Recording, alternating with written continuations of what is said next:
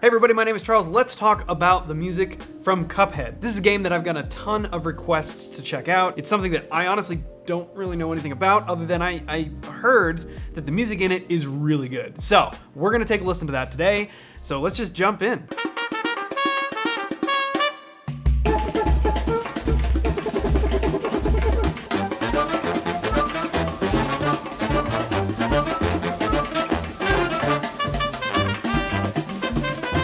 This type of music is some of my absolute favorite. When I went to college at Purchase College just outside of New York City, I got to play for pretty much all 4 years in the Latin Jazz Orchestra. You guys might know my professor Dave, who was on the channel recently. We talked about some things back at school. It was a little Q&A with my old college professor. Dave is the director of the Purchase Latin Jazz Orchestra, and getting to play in that band for 4 years was one of the most fun experiences of my life. I think that there is very little music on the planet that has the same energy and power and just pure fun as like Latin big band music. It's just absolutely incredible. At first, I wasn't 100% sure which direction this was kind of going. It sounded like it could almost be sort of like an African drum vibe. And then obviously with the horns, it definitely takes on more of a Latin feel.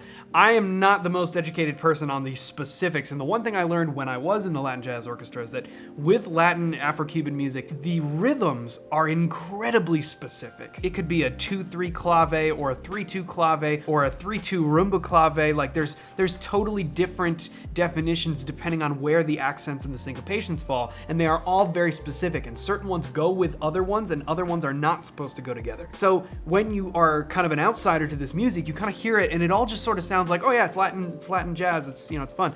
But once you dig levels and levels deeper, there's a lot to it that you have to know and you have to keep track of, because it either works, it's correct, or it's not. And with Latin music especially, because it relies so much on this repetition, because it's dance music essentially, and it relies on this repetition, and a lot of the improvisation happens over these kind of infinite open loops that can just go on and on as long as you want.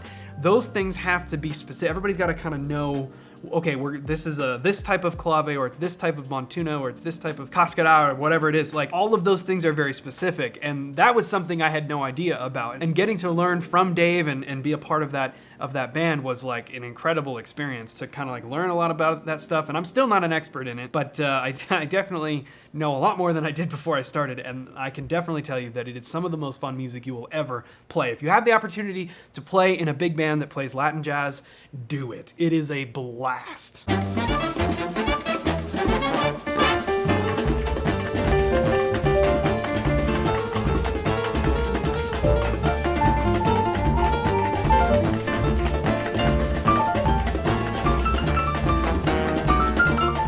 Just feels like a Tito Puente track, honestly. Like it's super fun and just like really up tempo and fast paced, and what a blast this stuff is. And the chords, that's one of the best things about a lot of this music, is that the chords most of the time, they're pretty simple. It's not that much going on. Like, check this out.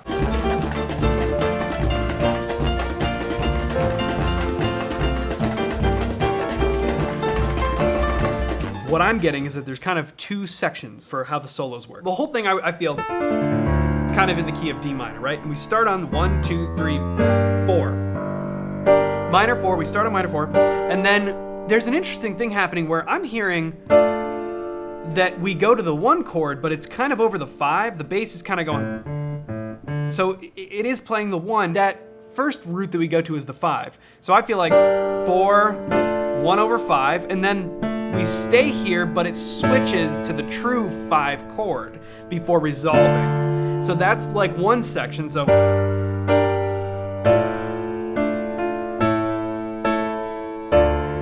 that's kind of like what I'm hearing is the first section that repeats a couple times, and then it goes into a different section that flips and feels more major, even though it's the relative major.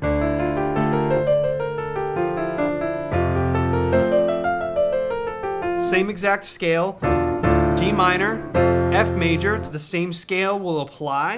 D minor and F major, they are the relative minor or relative major to each other. We just flip it major. So whereas before it was G minor to kind of like the D minor, here, well, now the second part we're gonna go B flat major to F major, which is pretty much the exact same chord change. It's just which are you focusing on as the root? Does it feel more minor or major? And we just switch that part. We start minor, and we flip it to major.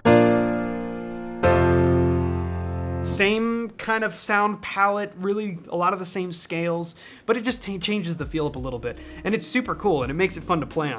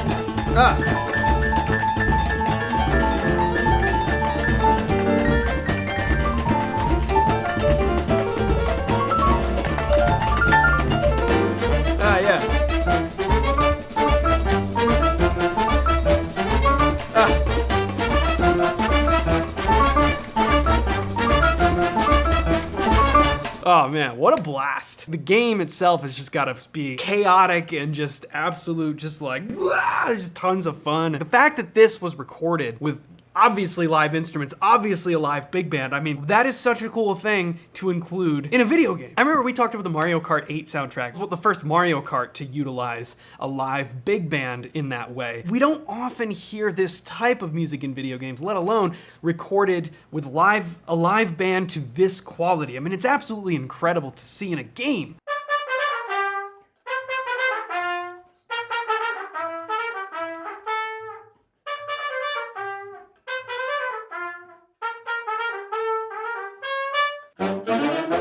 There's a really fantastic video. I'll put a link in the description down below, but it's kind of a look inside of a rehearsal studio to make music like this. And it's just, man, it just puts me right back into Latin jazz band rehearsal. You guys who are in band, like, you know what this stuff is like. It can be equal parts some of the most fun you'll ever have, but then also there are times when you just are sitting there while, like, I don't know, if you're a trumpet player and they're running through like a sax section or something, and you just feel like you're in this purgatory of never ending, just waiting, just sitting around and playing the same section over and over and over again. But that's how you get good.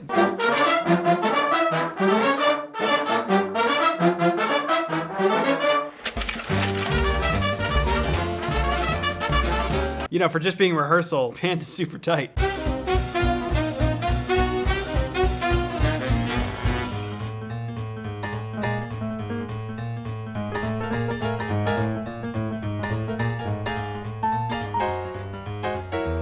Hear that 4 on the floor bass drum? This is super cool. It's like some of this a little bit older style big band, not getting like super far back, but it's definitely like an older style compared to maybe some of the more modern big band sounds like your Count Basie, Duke Ellington. But you know, earlier Duke maybe, and getting back into like Cab Calloway and Gene Krupa, like a lot of that sort of feel, that kind of 30s jazz big band feel. It's super cool.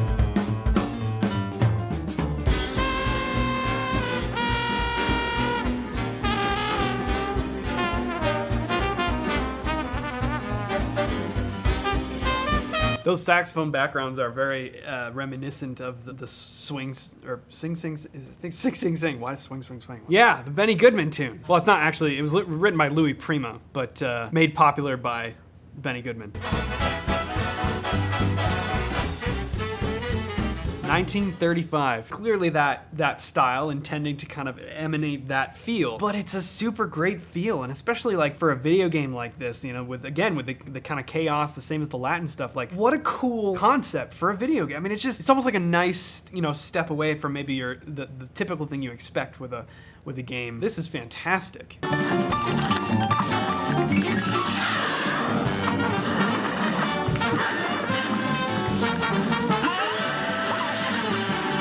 Yeah, the other thing that's cool too is like the style of the game. It all kind of blends together in this really cool way with this kind of like throwback animation style and the way the announcer, or whatever you want to call it, like the voice, and it's usually that super 50s style with the music from 50s, 40s, 30s. What an awesome concept to just kind of create this whole world and this whole game in this era. It's just a lot of fun.